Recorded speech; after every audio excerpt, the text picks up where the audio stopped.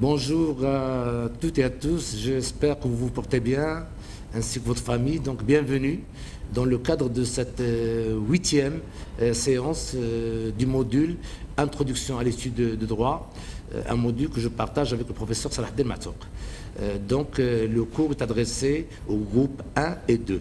Alors, un petit rappel de la séance précédente, la 7e, où on a parlé de l'application, c'est-à-dire du processus de l'élaboration de la loi, un processus qui commence par l'étape de l'initiative de la loi, qui peut se faire à travers une proposition de loi émanant d'un député parlementaire ou un groupe parlementaire, ou un projet de loi émanant du gouvernement.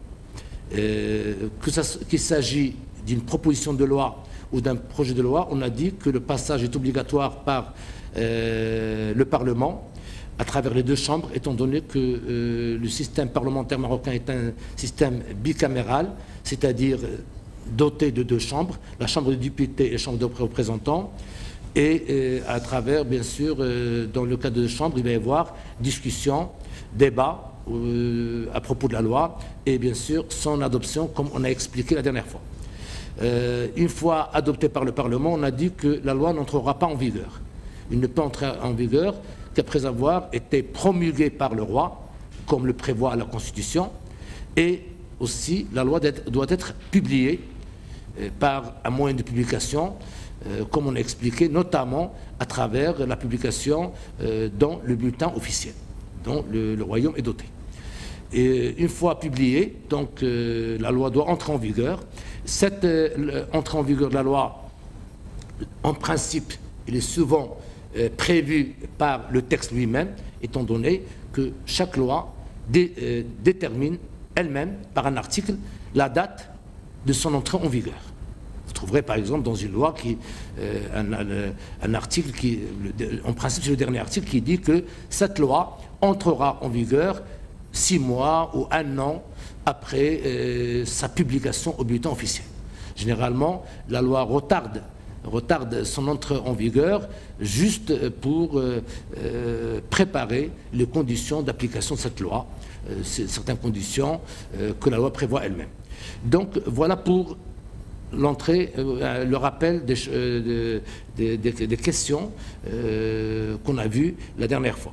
Alors lorsqu'une loi entre en vigueur, bien sûr, il y a des situations juridiques qui risquent de se poser, ce qu'on appelle des problématiques qui risquent de se poser au niveau de l'application de la loi.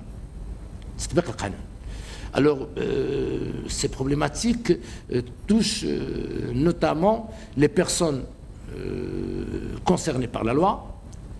Aussi, un autre problème qui risque de se poser, c'est le problème de conflit de loi dans le temps, c'est-à-dire la loi nouvellement adoptée peut entrer en conflit avec une autre loi déjà en vigueur. Et là, on se trouve devant la situation de conflit de loi dans le temps. Donc, comment résoudre ce genre de situation? Et aussi le problème de conflit de loi dans l'espace. C'est-à-dire, la loi, lorsqu'il entre en vigueur, est-ce qu'il est applicable uniquement au Maroc ou il peut être appliqué même en dehors du Maroc? Ce sont des questions auxquelles ce sont des questions que je vais développer avec vous dans le cadre de cette séance. Alors, s'agissant de la première problématique, qui concerne les personnes le domaine de la loi nouvellement adoptée par rapport aux personnes concernées.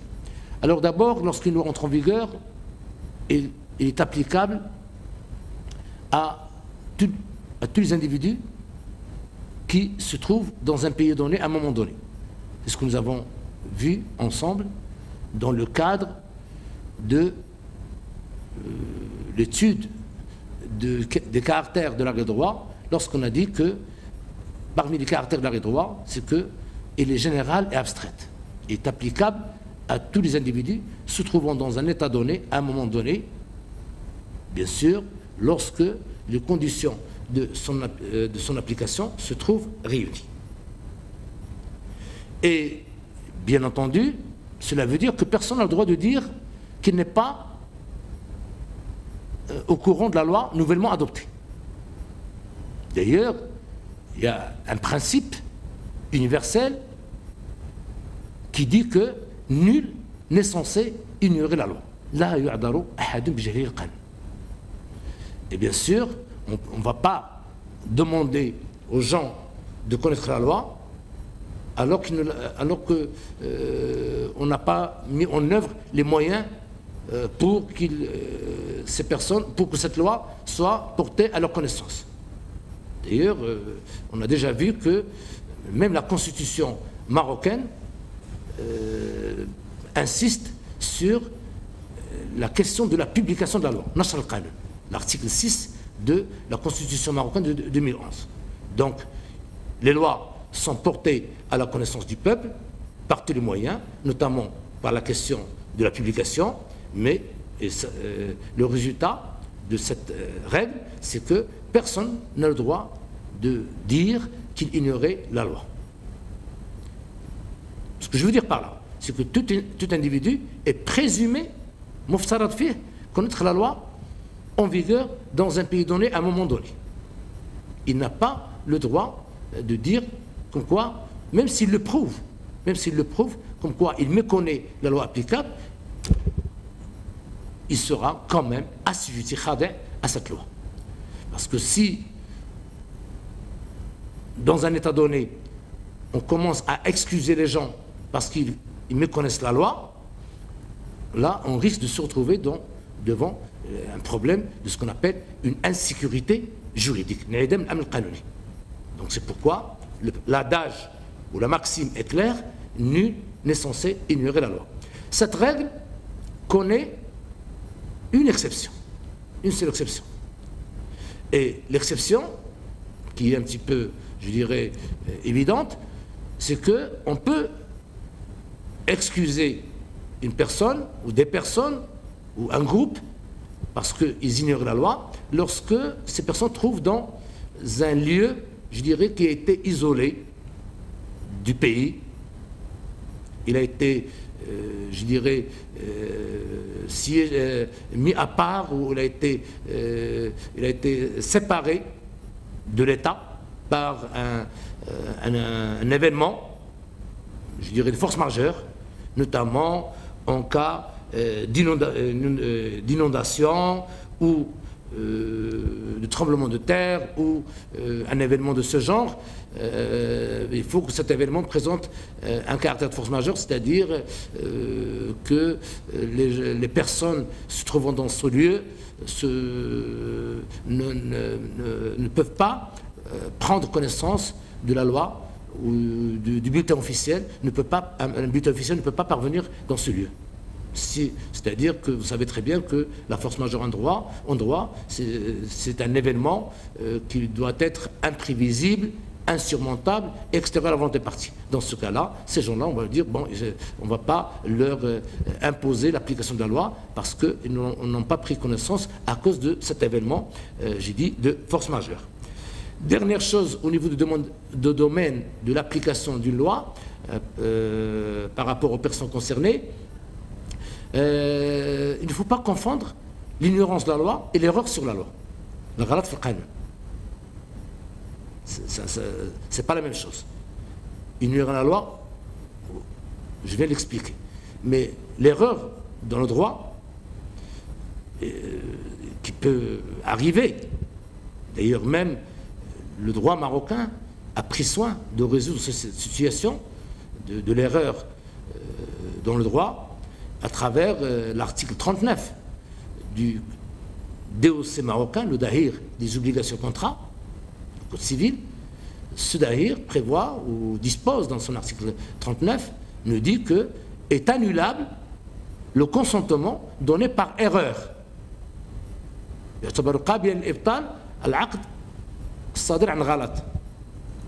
Et en matière d'erreur, vous savez que juridiquement, l'erreur, c'est une fausse représentation de la réalité. C'est-à-dire croire vrai ce qui est faux et inversement.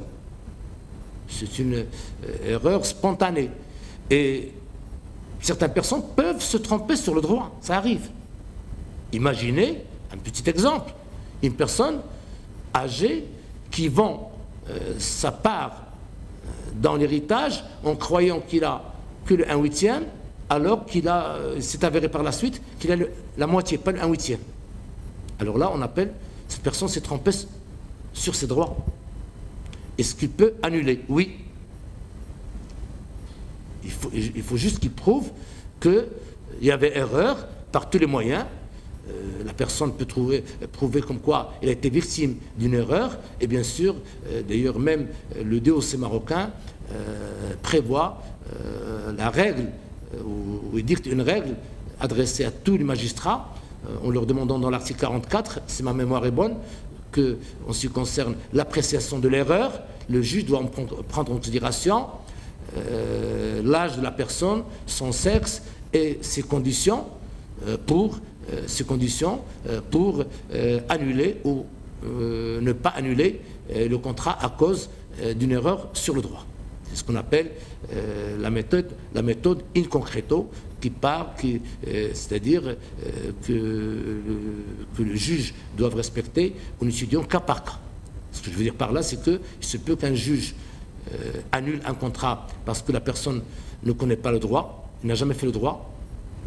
Il y a beaucoup de présomptions comme quoi cette personne ignore le droit, et dans d'autres cas, il peut refuser l'annulation du contrat parce que la personne, vu son âge, vu ses conditions, comme le dit l'article 44, n'a pas droit à ce genre d'erreur. Et dans ce cas-là, c'est ce qu'on appelle le sort de l'erreur de droit et entre le pouvoir discrétionnaire du juge. Donc voilà ce qu'on peut dire sur le domaine de l'application de la loi par rapport aux personnes concernées. Maintenant, deuxième question que pose l'application de la règle de droit lorsqu'il entre en vigueur, c'est la question du conflit de loi dans l'espace.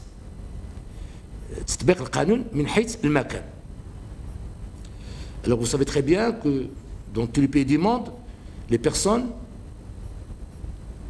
ou les ressortissants d'un État peuvent travailler ou voyager dans d'autres États ou même résider dans d'autres États. C'est-à-dire que les individus ou les ressortissants d'un État peuvent être en dehors des frontières de cet État.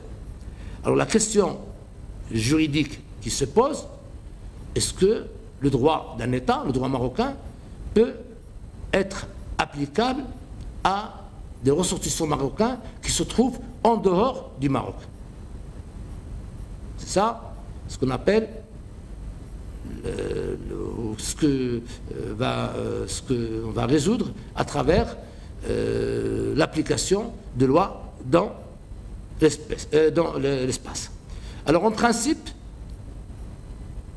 le droit d'un État est applicable aux ressortissants, aux individus se trouvant sur le territoire de cet État. C'est ce qu'on appelle d'ailleurs le principe de la territorialité des lois. Le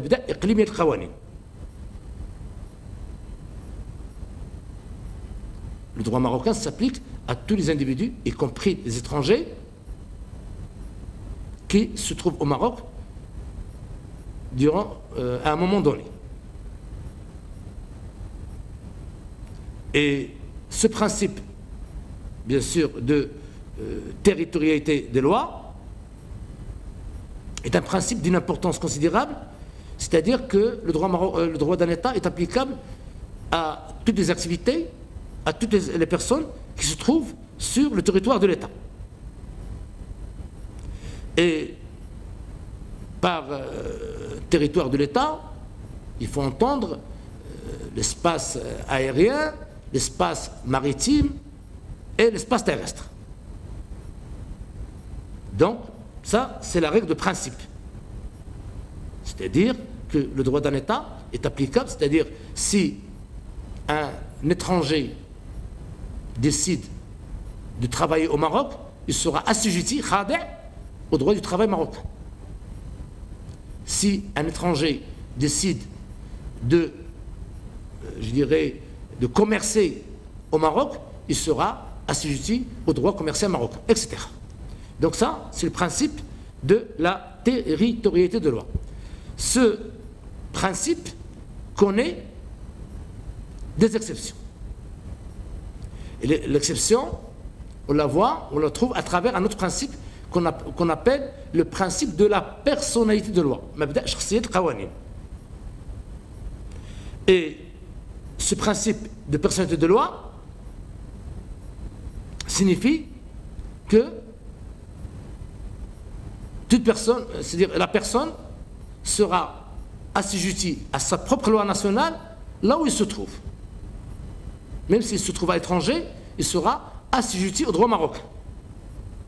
C'est un principe, c'est une exception que pratiquement tous les pays du monde respectent pour un certain nombre de raisons, soit pour des raisons de courtoisie, soit, je dirais même, pour des raisons religieuses. Étant donné qu'il y a certaines personnes, à cause de leur religion, on ne doit pas leur appliquer le droit marocain. D'ailleurs, c'est ce qui ressort du droit marocain en ce qui concerne le statut personnel, comme le prévoit le Dahir de 1913 sur les conditions civiles des Français étrangers. Ce Dahir qui comporte plusieurs règles, notamment relatives au statut personnel, et qui disent que, ces règles disent que l'individu est soumis à sa propre loi nationale, qu'il s'agit d'un Marocain à l'étranger ou d'un étranger au Maroc. Notamment, quand on dit statut personnel, ça veut dire l'état de la personne, sa capacité, son fiançailles, mariage, divorce, filiation, succession, etc. Donc, ça, c'est une première exception. Une deuxième exception qu'on trouve en droit marocain, une exception au principe de la territorialité de loi qui concerne le droit international public, et notamment des règles relatives à l'immunité de certaines personnalités étrangères se trouvant au Maroc, notamment les consuls, les ambassadeurs, leurs familles. Donc il y a des dispositions spéciales qui concernent ces personnes-là et qui leur permet d'être assujettis à leur propre droit, à leur droit national au Maroc. La même chose au niveau des exceptions au niveau du droit constitutionnel, de Seri, qui prévoit des règles qui ne concernent pas les étrangers, mais qui ne concernent que les Marocains, notamment en ce qui concerne le droit de vote, le droit d'être élu, ou le droit à un certain poste administratif dans la fonction publique dans l'État, etc. Donc ce sont des textes qui ne concernent que les Marocains. La même chose au niveau du droit pénal. Il y a des exceptions, notamment dans l'article 10, qui dit que la législation pénale marocaine est applicable à tous les Marocains, qui bien sûr se trouvent au Maroc, et même les étrangers aussi, et même les apatrides, ceux qui n'ont pas de nationalité. Donc, c'est ce qu'on appelle ici le principe de la territorialité de loi. Mais ce principe, en matière pénale, connaît des exceptions, notamment les infractions ou les crimes commises sur un autre État par des personnes, mais des crimes contre la sécurité de l'État. J'ai dit des crimes contre la sécurité de l'État commis à l'étranger par des individus. Ces personnes-là seront assujetties, assujetties au droit pénal marocain. Et ça, vous pouvez consulter dans ce sens l'article 181 jusqu'à 200, donc 19 articles du Code pénal marocain qui traitent ces questions, notamment la question, c'est-à-dire des personnes qui agissent contre la souveraineté de l'État à l'étranger, qu'il s'agit de Marocains étrangers, ils seront assujettis bien sûr au droit pénal marocain, bien entendu. Donc voilà les exceptions qu'on connaît le principe de le principe de la territorialité de loi, c'est le principe, mais qui connaît quelques exceptions que je viens de vous expliquer. Donc voilà ce qu'on peut dire sur la question du conflit de loi dans l'espace. Maintenant, on arrive à une autre question d'une importance considérable, qui est celle du conflit de loi dans le temps. C'est-à-dire lorsqu'une loi est en vigueur, alors qu'il risque d'entrer en conflit avec d'autres lois déjà existantes. Donc c'est la question qu'on va traiter dans le cadre de la séance prochaine, Inch'Allah. Merci à tous et à toutes, à très bientôt.